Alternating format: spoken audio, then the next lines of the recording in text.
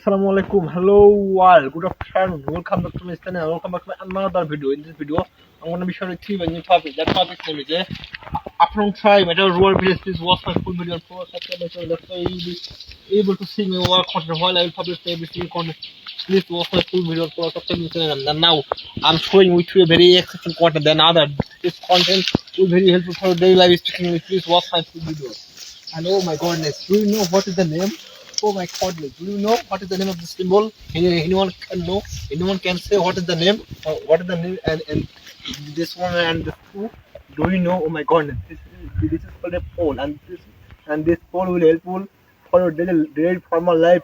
Some kind of irrigation for your land. That's why it's too much vital and too much crucial for our farmer life.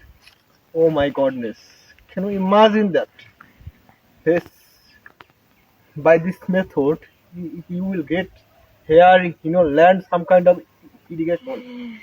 This irrigation will helpful for your crops like paddy, like garlic, like onion, like root and like grass. Thank you everyone for watching. My video time is very short, that's why I can't follow my today video. Next time I'll connect within very short time. Please stay connected with me until I back. Inshallah I will back within a very short time. Assalamu alaikum.